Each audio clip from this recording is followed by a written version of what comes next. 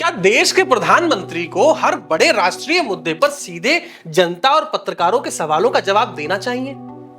अब यह बहस फिर से तेज हो गई है जब से नीट परीक्षा विवाद, पेपर लीक और छात्रों के विरोध प्रदर्शन के दौरान विपक्ष ने प्रधानमंत्री मोदी की चुप्पी पर सवाल उठाने शुरू किए। अब आइए पूरे मामले को हम तथ्यों के साथ समझ लेते हैं। नीट यूजी परीक्षा 2024 के बाद पेपर लीक और अनियमितताओं के आरोप लगे।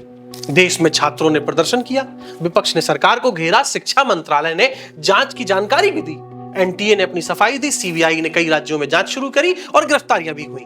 सुप्रीम कोर्ट में लगातार सुनवाई चल रही थी। इन सब के बीच विपक्ष का आरोप था कि प्रधानमंत्री नरेंद्र मोदी ने इस मुद्दे पर कोई अलग सार्वजनिक प्रेस बयान या फिर पत्रकारों के सवालों का सामना नहीं किया। हालांकि सरकार का पक्ष ये रहा कि शिक्षा मंत्रालय और संबंधित एजेंसियां पूरे मामले को संभाल रही थी और सरकार आवश्यक कार्यवाही कर रही है। बहस आखिर है किस बात की? अब मैं आपको बता देता हूं। मुद्दा सिर्फ नीट परीक्षा का नहीं है। आलोचकों का यह कहना है कि पिछले कई वर्षों में बड़े विवादों पर प्रधानमंत्री की ओर से सीधे प्रेस कॉन्फ्रेंस देखने को कम मिली है और यहीं से यह सवाल उठता है कि क्या प्रधानमंत्री को नियमित रूप से पत्रकारों के सवालों का सामना करना चाहिए?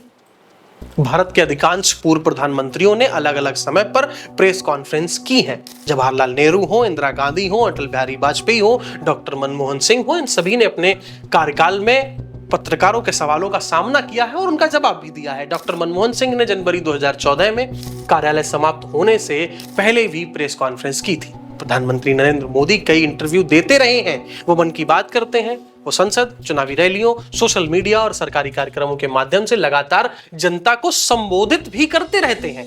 अब आलोचक जो है वो ये कहते हैं कि खुली प्रेस कॉन्फ्रेंस बहुत कम देखने को मिलती है जिसमें पत्रकार बिना तय सवालों के सीधे प्रश्न पूछ सके।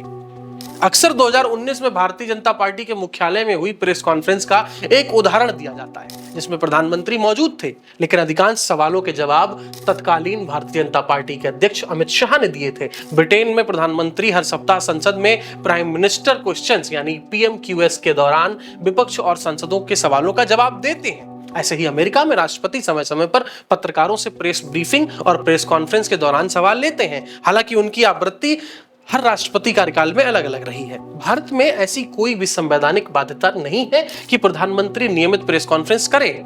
विपक्ष और सरकार के आलोचक अक्सर इन घटनाओं का उल्लेख करते हैं। मणिपुर हिंसा हो, किसान आंदोलन हो, अग्निपथ योजना हो, महिला पहलवानों का आंदोलन हो या फिर ये जो नीट विवाद हो, पेपर लीक की समस्या हो, बेरोजगारी हो, महंगाई हो, उनका ये कहना है कि इन मुद्दों पर प्रधानमंत्री को सीधे सवालों का सामना करना चाहिए था।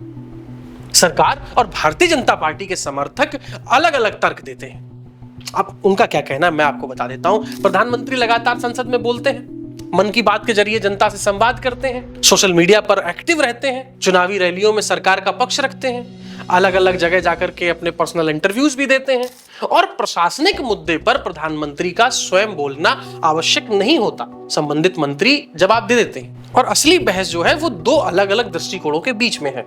अब पहला पक्ष कहता है कि लोकतंत्र में जवाबदेही का सबसे मजबूत माध्यम स्वतंत्र पत्रकारों के सवाल होते हैं। सरकार विभिन्न माध्यमों से जनता से संवाद करती है और हर विषय पर प्रधानमंत्री का व्यक्तिगत बयान जरूरी नहीं होता। लोकतंत्र में सरकार और विपक्ष दोनों की अपनी अपनी भूमिका होती है। सरकार का यह दायित्व है कि वो जनता को जवाबदेह रहे, विपक्ष का यह दायित्व है कि वो सवाल पूछे और जनता का अधिकार है कि वो तथ्यों के आधार पर अपनी राय बनाए। अब सवाल आपसे है, क्या भारत में प्रधानमंत्री को नियमित प्रेस कॉन्फ्रेंस करनी चाहिए या मौजूदा संवाद के तरीके जो चल रहे हैं वो पर्याप्त हैं? क्या आप संतुष्ट हैं? अपनी राय हमें कमेंट करके जरूर बताएं।